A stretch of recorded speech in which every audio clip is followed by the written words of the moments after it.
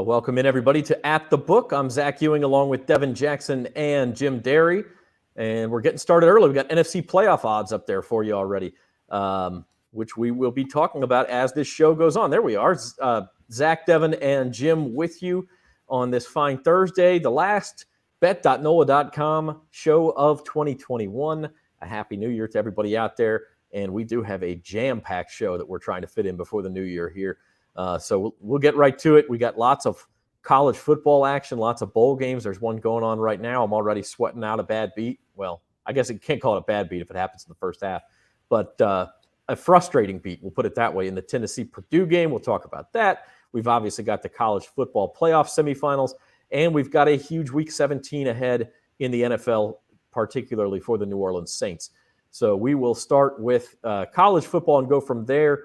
And actually, what we are going to start with is a little announcement. Of course, you can make it a happy new year for yourself. Go to NOLA.com/Caesars. Our sponsor is Caesars Sportsbook, and you can download the app. You can deposit money. You can be all ready to go. We're just a couple of weeks away from mobile betting launch. Still waiting on the exact date that will happen in Louisiana, but you can get your $100 bonus. And happy new year to Alfie and Merry Christmas. You posted a comment. Feel free to leave comments throughout the show. We also have Cashing In with Carville, boys. And so quick opening comment from you guys, and we will get to Cashing In with Carville and our Beat the Pros contest. How are y'all? I'm doing great. I'm ready for New Year's because the word is that Big Bucks resets on January 1st. So we're ready to roll.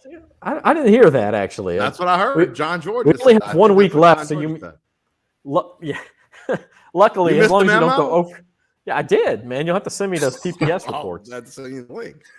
Yeah. Devin, how are you, man? I'm doing good, man. It's the best time of the year for football. Got the playoff, got playoffs right around the corner. Playoff races is on the NFL, so it's great. I can't wait. I got to ask you, Devin, you're at your girlfriend's house for the holidays. How much football have you watched, and has it become an issue with the girlfriend's family yet? Well, with my girlfriend, no, it hasn't. Loves football too, so that's not much of a big. In terms of them watched, I'll be honest, I've been like in and out of games the last days, so I haven't been able to sit and actually watch. But tomorrow is going to be definitely the day. It will become an issue. It will become an issue, my friend. It will become an issue. It will become an issue until you say this is how it's going to be, and that's right. Big Uncle Nick says Happy New Year to everyone, but Jim, have a sad New Year. Let's get in with Let's get into Cashing In with Carville.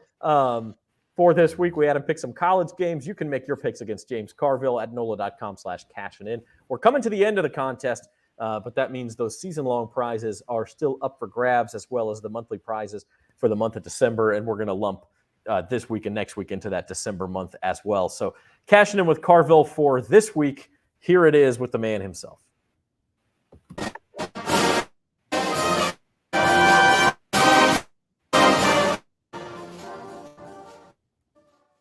I'm back to Carville here. Last one of Zach Ewing, James, and we're in fall bowl week of NFL, big week. James, happy New Year. Hope the holidays are well for you. Well, happy New Year and going well. God damn virus is dropping everybody. People is, it's just we may be done it, but it's not done with us. Well said. Well. Before we get into some of the picks, and we'll start with college football semifinal. And when we're recording this, Carolina and Tennessee are later to play to Thursday. But the SEC 4, 1-3 against the spread for the SEC is sort of feasted on bowl games, but it's not happening this year. Read anything into that so far? Is it just the bottom? What do you make of it? You never know what strength these playing. 8 top players that all opt out. They have viruses. I don't know how many Carolina has out. I mean, picking any kind now for a basketball game is just a crapshoot. Unless you're a sophisticated person, looks at that every day we don't know in these games. Makes know, it that- difficult. I'm NBA game. I got G League that are playing basketball. I mean, if you watch Saints, it's Miami game, one of the worst NFL because I'm the Saints, just because we lost. Not a very good game. I mean, and this is been repeated everywhere. I would not a whole lot to this bowl season. I really would. It's teams that don't want to play. Florida be, outstanding. And I read an article, I guess in some point, maybe it's on the Athletic about just how they didn't want to play. And how to do when I these bowl games, figure once excited to play in the game. Really go that close to who I think is the best, because I think these matchups are out of, but that's just my opinion. Now I mean, to pick bowl games, you almost be an amateur psychologist, and now you almost have to be an amateur virologist. And it's like you have other elements. If are going to be, because the teams are going to darn just to put best product, it's these college football playoff, because there is something on the line. Or they obviously have every incentive to play, have every incentive in the world to keep players safe and isolate the game. The players are more likely to go because really a chance for them to make history. And I do think that's a little bit different breed. Born that is even crappy little bowls with huge television. It's just That's right. I mean college is in now. And that's why they keep. Maybe it's because people are into the virus. Maybe they watch more football. I have no idea, but the bowls are in some pretty big pitches. The bowl BA game like Warriors and takes some game like that. I mean, Yeah, just look at the strength of these minor. And keep playing. Basket last night. I had look. The score was 8-1. I went 18-1. Back in the game. Let's take the opportunity to talk, because LSU playing and have had a couple exciting games of this week. 5, 15 games. Herb Jones, he's of the draft. Yeah, right. So, after season's over, Louis doesn't have to like it usually does. There's some good basketball, baseball to be played. Oh, we're going home. And yeah, of course they'll always wake up for baseball, but that's right. They got. That is, we'll talk plenty of that. We get spring. For now, let's on the college football. The Cotton Bowl's first Friday, New Year's Eve. Cincinnati breaks through the 13.5 point dog. Bama. Interesting about this, it has stayed on number on the word go. It's not 13.5. So do you take Alabama those points on with the dog? Is too many points? It's that. When I picked the NCAA ball tournament, you one conference is going to be on than the others, and try to pick which one it is. It's not that high this year.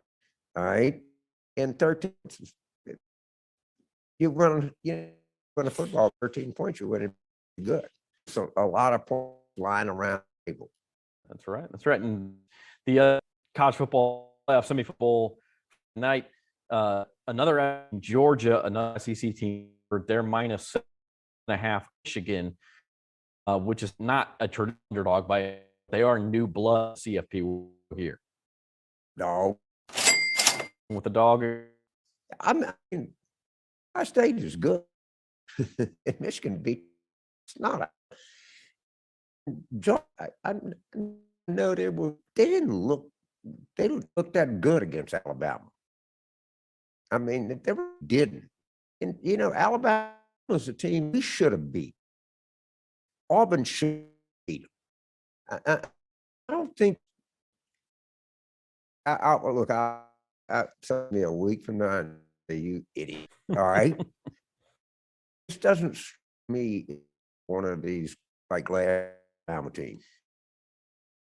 But it maybe just played them so close. You can't beat this.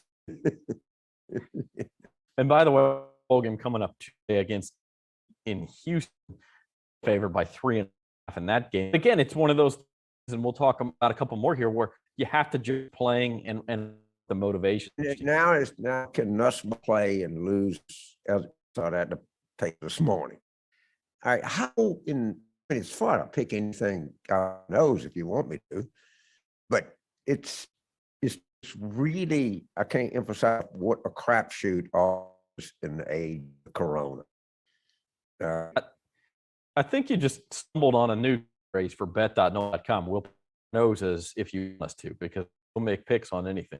Yeah. But I don't know. I don't know if the marketing team that I'll have to run it by then. Saturday, New Year's Day games, the Rose Bowl, Ohio State. This line's moved. I mean, it opened up around touchdown. Ohio, a bunch of opt-outs. Chris Olave, our receiver, is one of them. They're 4.5 favorites. Dog was a real pick early. Do you still go with Utah 4.5, or are you going Ohio State? Utah. I mean, imagine how excited they are and the race is. I mean, Utah, the Rose Bowl. I mean, we're supposed to Southern Cal. All right, or something like that. CLA, the Washington Huskies, Oregon, Utah. State is pissed off to Michigan. They're not impressed by the Rose Bowl. Utah. This is a make it for the reputation program, the everything, and imagine how it feels expected in the Pac-12. You can imagine how much those emphasize. Sometimes it's as simple as that motivation. No, I mean, look, all of these games, I'll just tell you what my philosophy is. Game that you think it's at the Maryland, a team that I don't know, they don't involve way a lot of people. We will pick one of the extra college, the Sugar Bowl live from New Orleans night. Probably a couple teams who want to be there. At least you got it. Ole Miss, Lane Taylor, Dave. You couldn't opposite coach. Good game. It's -1.5. It should be a good game. And based on what I see in the front quarter, just a general feeling. This is more to this. I mean, their program had had a tough go, and this year, and being in the Sugar Bowl is a lot to Ole Miss. Can't stand the bitches, but said that, when I was growing up, Ole Miss game 10 times bigger than the Alabama. I mean, LSU Ole Miss, that to my generation LSU fans, that's the biggest of the year. There, it ago it was two that kind of faded. It was Ole Miss. Now Alabama's. Just for the record, that's a Ole Miss pick of -1. I can't stand them. You have to have a betting philosophy, and betting philosophy in this is who do I think is more game and who really to be here. That gives you an edge based on nothing but observing fans in the front. I'm going. It's not very scientific. I'd take this for that. Don't run to the bank. That one, right? Go a brief NFL after they clear out the dome for the Sugar Bowl to play their home Sunday afternoon. Panthers, bunch of must-win scenarios where they're still alive with a loss. But I mean, you got to point back against the wall that people back. It's we've talked about it all year. A lot of adversity for it up or shut up time. I think I mean, that against Miami had, first of all, they were really good week. I mean, we had no offense. We didn't know anything. And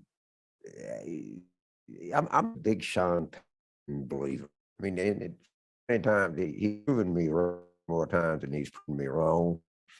And I don't know, I've been pick necessarily. I'll like it again. All right, and we will pick in the good one in the AF. Red hot Joe, 505 yards last week. The Kansas City Chiefs who are also red hot, and it's the -5 here.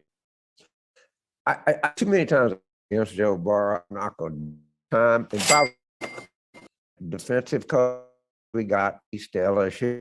This might be like the best assistant of any strike country.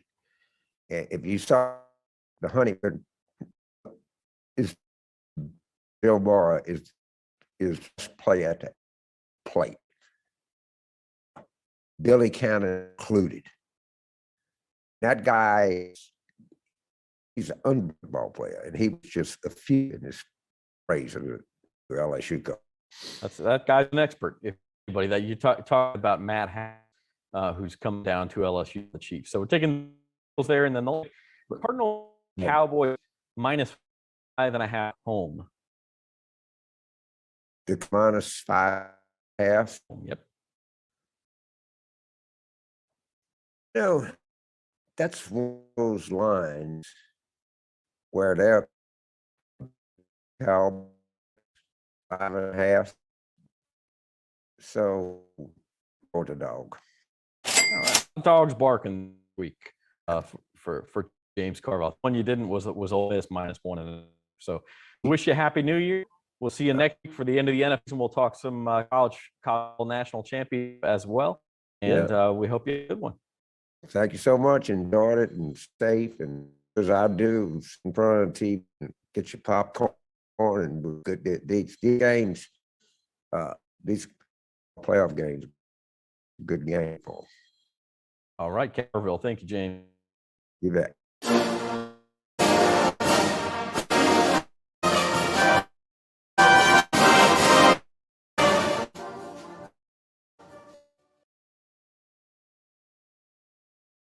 Well, we apologize there for any technical difficulties. Had a little bit of trouble with the stream of cashing in with Carville there. But a lot of underdogs for James Carville. And he was just pumped up for the college bowl games like the rest of us. As we get set for the college football playoff, let's zero in on those games just a little bit. The first one tomorrow is Cincinnati and Alabama. This is the Cotton Bowl, Arlington, Texas, 2:30 p.m. at Jerry World. And interesting thing about this line, Jim, it has just stuck at 13.5. I mean, it's been there for 3 weeks. Hasn't moved half a point. Yeah, this is sort of reminding me of the Georgia-Alabama line when Georgia sat at 6.5 and the entire week long. Whenever you get one that's right on the precipice of a big number like 14, it tells me that Vegas is begging for us to bet on Alabama. In this case, unlike the Georgia game where I think they really were begging us to bet on Georgia, I think that the lines makers aren't quite sure what they want, to be honest. And I think this is going to be one of those games where you would normally think that people would be just jumping all over Alabama. And I think to some extent, like the Aunt Mabels of the world will. But I think the money's going to be pretty split amongst the sharps. And, you know, I'm on Cincinnati here, but not super strongly. I think that it's either a really super tight game, like within 6, or Alabama blows them away. And I'm not 100% sure which one's going to happen.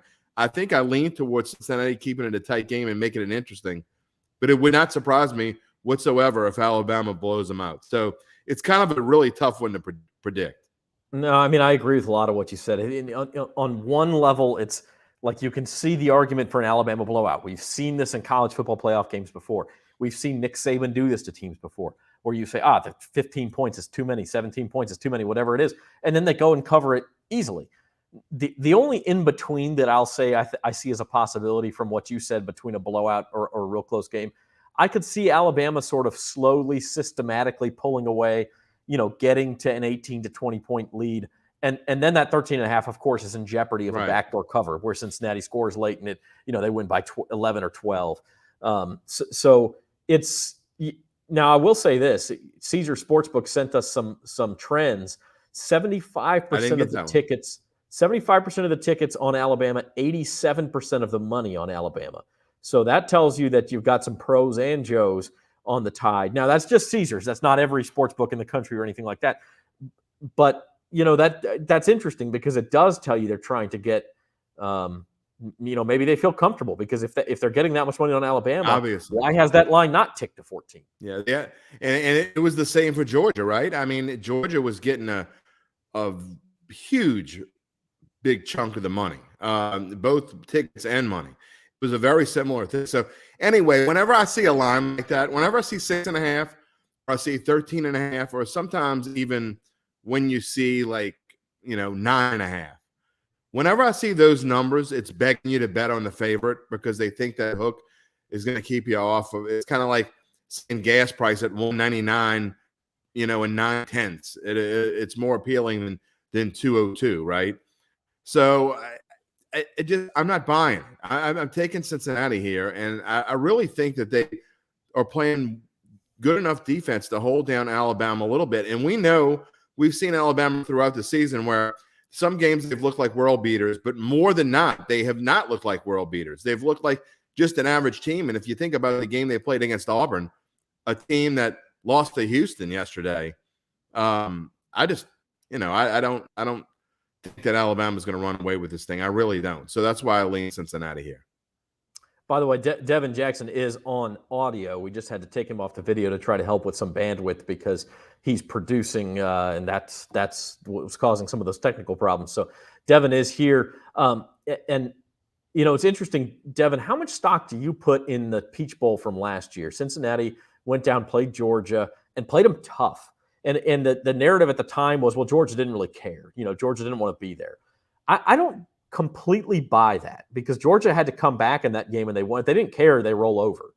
But the fact of the matter is, Cincinnati hit them in the mouth and played them tough. And I don't think that's you can completely discount that fact.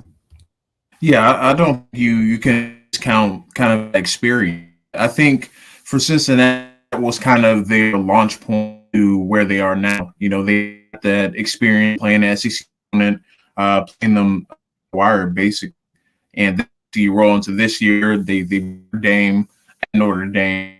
They obviously the momentum, the driver was also a motivation factor. They were supposed to win a 6 bowl game last year, and now you get to be in the playoff. All those that team last year, this year, like their top Gardner, he didn't get to play last in the 6 bowl. Now he has a chance to in this year's game. So you got players coming back. Very experiences played now many of opponents, including Georgia. I think it'll be a big point as they move forward. It sounds like we're having some audio trouble with Devin too, so we may just have him stay behind the scenes, which is unfortunate because Devin's the one who knows what he's talking about when it comes to college football. Yeah, but that's true. Technology is technology, so we apologize for that. But I think what Devin was saying is you still got some guys who experienced those big games and played against Georgia last year playing on Cincinnati's roster. It's not obviously not 100% back, but this is a good team. I mean, you say this is a group of 5 team, and yes, the strength of schedule was bad compared to a Power 5 team, but the talent level on the roster, I don't think is that far off. Zach, the problem I think with Cincinnati is when people look at their schedule, they do the opposite of a lot of teams, right? They played really well against the better teams on their schedule, and they played really not good. I'm not going to use a word I'm not supposed to use on the air, but they played not good against the Tulanes of the world, no offense to the Green Wave, and the like. And then they played a 5-point game against Tulane, who actually played really well against some of the better teams on their schedule. So it's just a hard team to judge. But when I watch this team throughout the course of the season here and there, you see why they're good. And, they have a quarterback that doesn't make a ton of mistakes. They have a really solid defense, a defense that can make things happen. And they have enough skill players to to make things happen against an Alabama team that I know they beat Georgia and they beat them handily, but I'm still not buying it. I don't think they're that good. I just don't. I know they're certainly one of the best 5 teams in the country. I just don't think they're that good. I don't get their price at plus 120 to win the national championship. I wouldn't touch them with a stick because I don't think they're going to win the national championship. It would surprise me if they win the national championship. I do think they win this game, but I think whoever wins the next game is going to win the national championship, even if it's Michigan. Yeah, I'm not gutsy enough to pick Cincinnati outright, but I do think I do think Cincinnati will cover. And just to wrap one more thing on this game, Cincinnati, the area where they are the most elite is pass defense. They allow 5.7 yards per attempt. That's number 2 in the nation, and they're top 20 in sacks as well. Now, say what you will about the schedule. I understand it's not Bryce Young they're facing every week. But what is Alabama's one weakness? When has Bryce Young struggled? It's when you put pressure on him. LSU did it, and Auburn did it. And so if Cincinnati can get pressure on him and their secondary covers well, this could be a tricky spot for Alabama. Like I think eventually they'll wear them down up front. But I listen, I'm telling you, I think it could be a close game. Maybe we're all laughing at ourselves on Monday, but that's the way I see it. The second semifinal is the Orange Bowl. That's Michigan and Georgia. And the Bulldogs are 7.5-point favorites in this one. And again, it's a line, I believe it opened at 8, and it might have ticked down half a point right off the bat, but it has not budged from 7.5 in 3 weeks.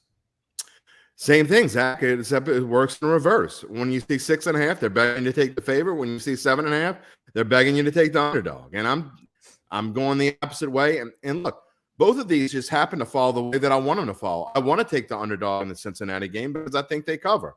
I want to take the favorite in the Georgia game because I think they're going to stomp Michigan. I really do. I mean, I just think Georgia was playing.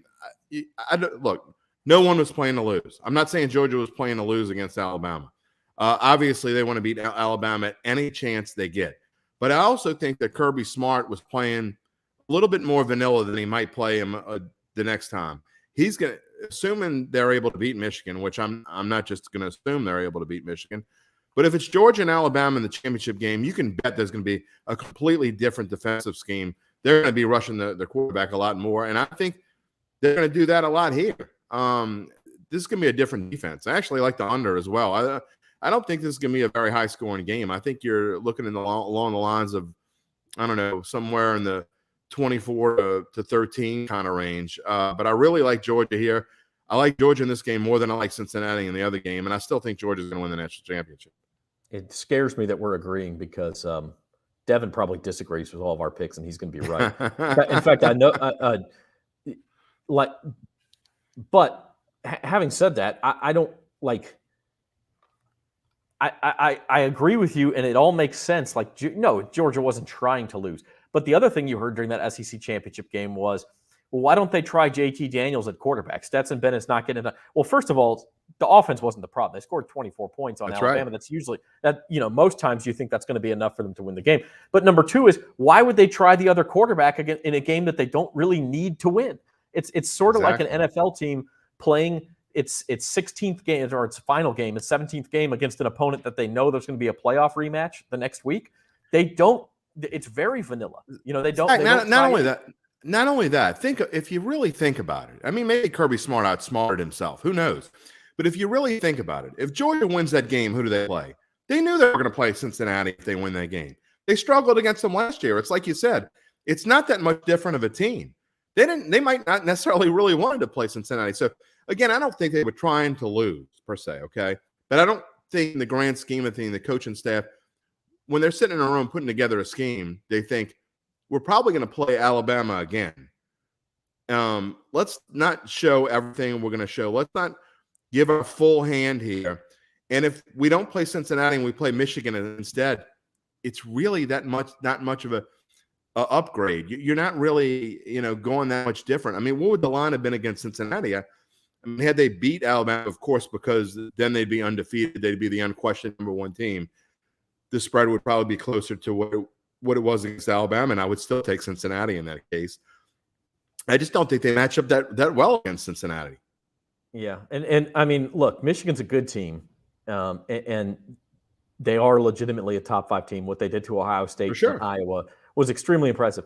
But the reason they're a good team is because they feast on teams up front, and they can beat good teams up front, but they ain't beating Georgia up front. And so once if Georgia's going to win the battle at the line of scrimmage, which I think we all think they will, where does Michigan turn at that point? And that's why I think this thing, not that it necessarily gets ugly, but I think it gets away from Michigan a little bit. I think it becomes like a 2-touchdown type game more so than a 1-touchdown type game. So we're both on the same page there. We like the SEC teams to win, but Cincinnati to cover in the first semifinal. So very interesting stuff. We also have other bowl games throughout the weekend, starting, not starting, but of course, Saturday of the Rose Bowl, you have Utah, Ohio State, the Sugar Bowl, Ole Miss, and Baylor on Saturday night. And then LSU finally wraps up bowl season, not counting the national championship, but they play the last actual bowl game, and that's Tuesday against Kansas State. And this LSU roster is kind of a mess. They don't have a scholarship quarterback other than Garrett Nussmeier, who, if he plays, he'll burn his red shirt. It'll be his 5th game. And so they're kind of stuck between a rock and a hard place there. In fact, there's been a lot of rumors coming out that John Trey Kirkland, who played quarterback in high school and is a wide receiver for LSU, he may line up as sort of a wildcat quarterback. And wouldn't that be something? But I think that explains why K-State's favorite here. John Trey Kirkland was an outstanding high school quarterback at Lutcher, and he will, if he does, it would actually make things pretty darn interesting. He could throw the ball too, so I wouldn't mind seeing that. But you can't. I mean, look, this is a game I probably won't play. I mean, I may put a couple bucks on it here or there just because it's the last one. It's the only game going on. You'll put some money on it. Exactly. I'll be bored. I mean, I don't play LSU games that much. I really don't. They're so unpredictable. And this is a game where I just don't see why they're going to care. Or, I mean, not that Kansas State is going to try to shock the world or anything like that. And this is a game that I just don't think I'm gonna play it. But I would, if I had to pick it, I would take Kansas State. I think they're gonna win easily. Yeah, Skylar Thompson, their quarterback, was injured, but he's supposed to be back. And teams, I mean, we've seen it so far this year, not making excuses for SEC teams, but like teams get up to play SEC teams. They just do. I mean, they don't care that LSU's got half of its starters missing. It's LSU. Hell, they've won 3 national championships in the last 20 years. Like, we want to beat those guys. So yeah, it's easy to get them up. It's easy to get them up. I think they'll get up for that game. So it is interesting. That was 8 p.m. on Tuesday. So lots of bowl action. And the great news is here, you can play along with it in what we call our Beat the Pros contest. And we talked about this a little bit on Monday, but our Beat the Pros contest, college football is the first one of 6 in 2022. Okay, so we're actually starting tonight. You got to get your picks in tonight if you want to play the Pitt-Michigan State game, because we're doing the New Year's 6. So it starts with the Peach Bowl tonight, Pitt and Michigan State. And then you have the 2 semifinal games tomorrow, and then 3 games on Saturday, the Rose Bowl, Fiesta Bowl, and Sugar Bowl. And so you play the New Year's 6, and then also come back and play the national championship on January 10th. Make all of your picks against the spread. And our pro in this case is our LSU beat writer, Leah Vann. And we actually recorded a video with Leah. She was nice enough to join me yesterday. Because of the technical difficulties we had earlier, I'm not going to play it right now. But it's worth watching. We'll put it up on bet.NOLA.com. She explains all of her picks. She's very knowledgeable, knows what she's talking about, does her research. So won't be easy to beat her. However, if you do, you're entered into a drawing a trip for 2 to Harrah's Casino, New Orleans for the weekend. And then if you come back and play the other 5 contests, the other 5 Beat the Pros contests, NFL playoffs, March Madness, Masters, NBA playoffs, and Major League Baseball playoffs are the other 5. And we'll have a different expert each time. If you are the top finisher through all 6 contests, you win a trip for 2 to Las Vegas to Caesar's Palace. So it'll be a good deal. No offense, Zach, but in this Beat the Pros for the college, I'm not sure why we didn't pick Devin. I mean, look, he's been rolling all year long. He's rolling in this contest because we want to actually give the prize away, man. We need somebody to beat him. I mean, no offense to Leah at all, but look, and people who aren't checking out our picks every day, they need to, because we're all above 1,000. We started with 1,000 bowl bucks. I mean, of course, Devin's running away with the thing, but we're all above the original 1,000. So we're having a pretty good bowl season, and people need to check it out. Yeah, Devin, bring up the bowl picks chart, because I have a little synopsis here of how we're doing this. This is going into today's games, which started with the Mayo Bowl, which, by the way, you got to watch the Mayo Shower Spectacular of Shane Beamer. It was spectacular. It was everything you dreamed it would be. Uncle but yeah, Big we're all Nick over. wants to get showered in Mayo, by the way. Uncle Big Nick, he was getting a little grossed out. My only thing here is like, number one, a Gatorade bath is a sneak attack. We got to make the Mayo bath a sneak attack. And also, no hats, man. Shane Beamer had a hat. It shielded his face from all the Mayo. I think Gatorade must be like a protectant of Mayo or something, because they doused him pretty good before he got that. So he's gonna have to take a long shower when he's done. He's probably still in the shower for all we know. I saw a quote afterward. He said he had Mayo in his pockets. Oh my God! And he said he hates Mayo. He was talking about it before the game. He doesn't eat it. So anyway, yeah, Devin's running away with $1,300. Both y'all were on Houston money line over Auburn for pretty big money. Mississippi State cost us all. Devin had the over, and I think the rest of us had Mississippi State, so that one was bad. I had Minnesota 2 nights ago and Oklahoma last night. Both win me some money. Right now, I'm sweating out Tennessee. Tennessee's up 28-23 on Purdue. I think Purdue just scored. So. Oh, but yeah, Purdue's got 3rd and goal. So no, they just scored. Okay, they just scored. So now Purdue went back ahead. So I'm sweating that one out. I've got Tennessee. But, yeah, it's fun. You can check out every morning. Jim posts what our picks for the day are. You can look at the whole bowl season picks. And, of course, then you could use them to play Beat the Pros, which, by the way, I should have mentioned, that's NOLA.com/beatthepros. The link is also on the bet.NOLA homepage. But NOLA.com, Beat the Pros, if you want to play that contest. Get yourself to Harrah's or possibly to Caesar's Palace in Las Vegas if you're the season-long winner. Like, listen, you play these ESPN contests and stuff, they're fun. You have very, very, very little chance of winning because millions and millions of people play. Our contests, a couple hundred people play. You got a chance. You got a chance at this thing. Just let him go against Duncan. Win some prizes. He's going to be our pro for NFL playoffs. So well, then they got a real good shot at winning. You're going to have to sign up for that one, man. But he's breathing down your neck and cashing in with Carville. He's only one game behind. I'm just letting him get a little close. I'm just reeling him in. All right. I like creating drama. I appreciate that. We're going to have a good week this week. I feel it. Okay. Well, that's a good segue. Let's move on here on At the Book and talk some NFL. It's obviously a huge weekend with just 2 weekends to go. Very unsettled playoff picture in both conferences, particularly in the AFC. But the NFC is unsettled for the last 2 spots. And one of the teams up for those 2 spots is the Saints. Probably have to win out. They have to win out. There's a path they could get in if they lose this weekend but beat Atlanta next weekend. But for all intents and purposes, they probably have to win out. And that starts this weekend. They play Carolina. It's Saints minus 6.5. Another very low total, Jim, 38 points. Taysom Hill is back. They have a lot of the players back from last week. Does not look like they'll have Teron Armstead or Ryan Ramczyk back, however, on the offensive line. Yeah, I talked about this with Jeff Duncan on Data2 yesterday. I'm starting to get the feeling that Teron Armstead is kind of dogging it a little bit. I'm starting to wonder what's going on there. When he and Michael Thomas when they're talked about in the same sentence there, same couple paragraphs, you have to wonder. But anyway, with or without them, getting your quarterback back and Taysom Hill is going to make a difference. He should be able to run. The Panthers they're a mess. The Panthers are just a flat-out mess. I know they're going back to their main man, Sam Darnold, because that'll solve all their woes. They can't really run the football, and the Saints do what the Saints do best. They stop the run. So they're going to be forced to throw the ball. So when you're telling me that Sam Darnold's going to have to win the game for you, I'm all over the Saints in this one. And I actually like the under because I don't think Carolina's going to score all that much.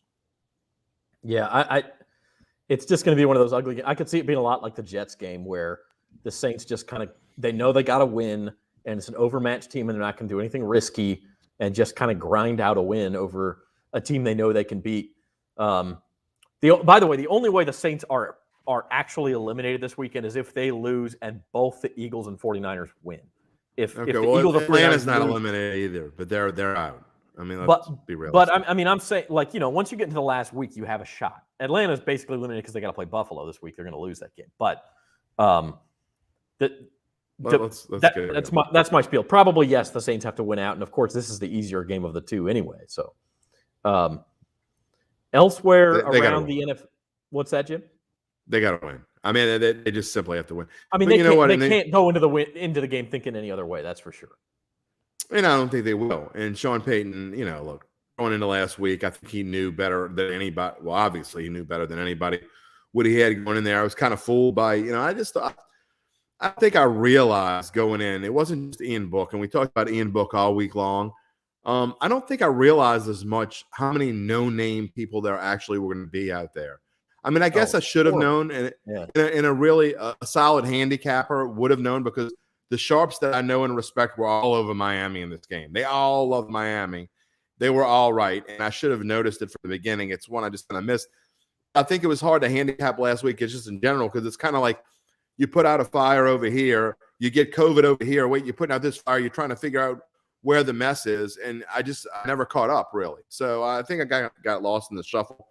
This week seems a little bit easier to me. It's a favorite kind of week, I think. We'll get to that in a minute, but I think this is a week where a lot of the favorites, the teams that are trying to solidify where they are in the playoff standings, are going to have really good weeks. I don't normally like double-digit favorites, but there are a couple that I like this week. Yeah, for a more in-depth discussion about Saints-Panthers, check out Datitude yesterday, because Jeff Duncan did join you. Yeah, it was outstanding. Yeah, real good conversation. So check that out on any major podcast platform or on bet.NOLA.com. You're watching At the Book. It is time for us to play Big Bucks. It's the time of the show, the time of the week where we get to make fun of Jim Derry. Your total is like starting to look like the dollar store. It's $1.99 like my bank right account. now. Yeah. But the good news is we only have 2 weeks left, and so you probably going to make it to the finish line as long as you don't go over this week. That's you would love for me to finish with 0, wouldn't you? Oh, it would be spectacular. It would be spectacular. It would be a great show for you, wouldn't it? If I finished with 0. I would do. I'm not going to let that happen, right? Show. I mean, you got to win something. No, even if I don't like win. the college football teaser anyway. Okay, let's get to Big Bucks. Last week's picks, Devin actually was under 500 for the week. It happened finally. I think this might be 2 weeks in a row, because the college games, there aren't as many of them, so it's dried up on him. And he made the very chesty decision to bet $33 on the Giants money line, which didn't work out. He's not here to defend himself, but Jim, your teaser. I mean, and hey, this teaser, by the way, is in a good argument for why you bet teasers, because it barely won on both accounts. But had you bet a parlay, you'd have been 0 for 2. Had you bet straight bets, you'd have been 0 for 2. But the Falcons hold on the last play against the Lions to win that game, and then the Packers won by 2. So the teaser was good. It's not just that, Zach. It goes back to what we were talking about before, and learning how to play teasers and why to play them. My son is just getting into this, and he's like, he calls himself the teaser king, quote unquote. But he teases game just to get 6 points. I mean, that's not why you tease a game. We've talked about how you go through and you figure out the numbers that make sense to do it. In this case, the Falcons went from 6.5 to having to win the game. The Packers go through the 7.5, go through the 3.5, and then get to 1.5. So that's why you have to go through at least one important number, really 2, to make it worth your while to do it. That's hence why it made sense in doing it. I mean, it looked like the Falcons should win easy. Looks like the Packers should win easy. Both struggle. Both really basically just had to win. And like you said, I go 0-2 if I do a parlay. I go 0 for 2 if I bet by themselves. And I get the teaser here. You got to go through those numbers. Yeah, and it worked out in this case, and that's really what you. I mean, I don't say that's what you want. You never want that big of a sweat, but sometimes when you bet a teaser and both legs win super easy, you sit there and go, well, dang it, why didn't I bet a parlay? I would have gotten a better payoff. I was right on both sides. But in this case, it worked out perfectly. You won. I think the Falcons won by 4, but it was on, the game was in the balance until the final minute. And then Packers won by 2, right? 2. Yeah. So it worked out perfectly. I was all over Oklahoma, loved Bob Stoops coaching that game, and they came out like a house of fire. And then 49ers, the turnover bug bit them. So that was my downfall in that game. But it certainly helped out the Saints. So Saints fans won't complain about that. Sure. Our best bets for week 17. Devin, let's get you on audio, and we'll just see if we can make this work. If it's choppy, we won't try it again. But this is the Sun Bowl tomorrow, Central Michigan, Washington State. When Devin bets some random college football game like this, man, I'm running to the window. Devin, what you got? Well, I'm thinking this game, they both had kind of a week of rest and done a whole bunch of prep on the team. So I'm thinking this is going to be a Teams play somebody, yeah, they're just happy with their game. So thinking is, they're going to score a lot of points in this game, those fun inning games.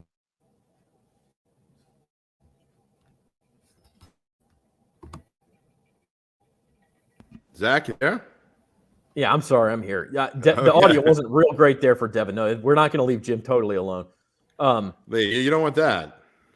The audio wasn't great there, so we'll probably leave Devin alone. But listen, the more random the college football game, the more you trust Devin Jackson. He is as sharp as sharp gets on those games. So I'm going to bet that myself. Another teaser for you, Jim, here, and this is another one. I mean, this is probably essentially a money line parlay here, maybe slightly better odds, but it does go through the key numbers to where you just need straight up wins from the Bears and the Saints. Yeah, and you do get better odds in a teaser here than you get in a money line parlay. Hence why you do it this way. And Bears go from 6 to pick it. Saints go from 6.5 to -0.5. Although the last I saw, I think the Saints might be up to 7. So if this is a teaser you like, you might want to do it now, because I got a feeling. I really have a feeling Carolina's going to have more COVID issues. They when you see a few of them, and they have a few right now, just like the Saints last week, it starts off with a trickle, then it moves up. So if you want to bet on the Saints, I think you need to do it now. This game may be even off the board by the time the game goes off. I'm not sure. Meanwhile, the Saints are pretty much, I would think they're getting close to being in the clear. I say that as I knock on wood here. But again, here's another teaser where you're going through numbers. Bears just got to beat the Giants. Saints just have to beat the Panthers, and you win your teaser. And I will say, check the numbers, because it's usually pretty close on the teaser versus the money line parlay. I don't know. Again, it might have been different when you made this pick yesterday, Jim. Right now, a money line parlay on those two teams would get you -116. Teasers -120. So you actually make 4 cents more. It depends where you go. And we've talked about this. Teasers are different just about everywhere. My teaser is -110 where I play. At Caesars, it's -120. Other places, it depends. So check the odds, because if it is a teaser like this, you may be better off getting the money line parlay. But obviously, bet the one where even if it's 5 cents to the dollar, that's 5 cents you didn't have before. And when you're talking about, winning 53% versus 54%, you'll take those extra 5 cents. So. That's right. That's right. My best bet of the week, we talked about this one earlier, George. I just don't like the matchup for Michigan. I know they've been playing well. But I also think if this game was played a month ago, same rosters, Georgia would be favored by 11.5. So I just think it's tremendous value, and I love the Bulldogs there. I think it's the same style team, and so you take the team with more talent, and that's Georgia. So that's our best bets. We'll get to Devin's picks here, and again, Devin's audio not working out real well, so we'll just look through them real quick. A couple of underdogs in New Year's 6 games: Oklahoma State versus Notre Dame, Utah over Ohio State. That line's been moving a lot as Ohio State has opt-outs. And then I actually disagree with Devin on the couple of NFL picks he made there. I think the Bills blow the Falcons out. And and I'll talk about this on my picks. I think the Titans are in a great spot to beat the Dolphins. Well, we're all three in different directions, because I agree with you on the Bills. I don't think the Falcons score.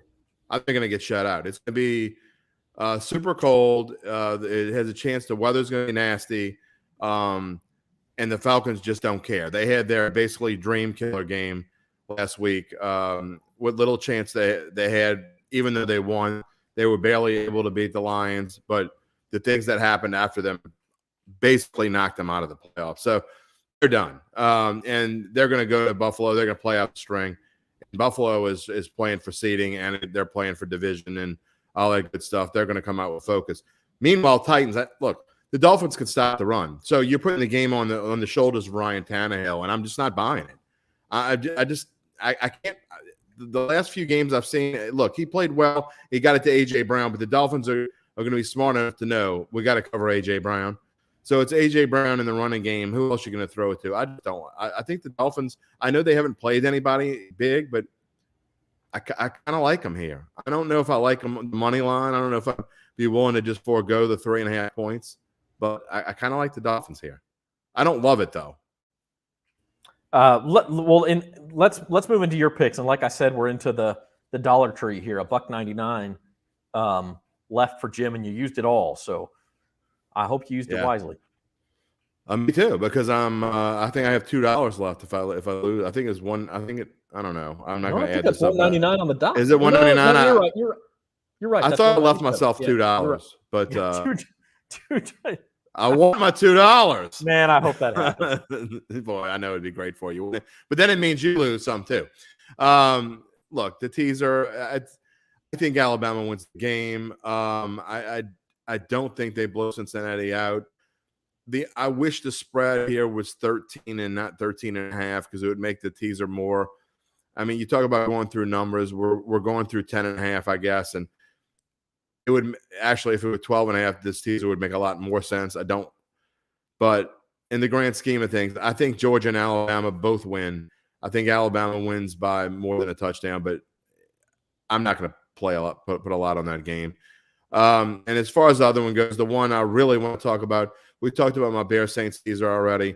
The Bengals and the Chiefs. I'm taking Cincinnati this week small, because I think that I'm finally believing. Burrow and company look like they just don't care who they play, and they can get on this Chiefs defense, which I'm still not impressed with. I know the most impressive thing Chiefs defense has done this year is really to kind of shut down Dallas, but I just think Cincinnati's on some kind of mission here. I don't know when it's going to end, and when it ends, I'll jump off the bandwagon. But I like that there. And then Vikings-Packers, I think Green Bay wins. We talked about it.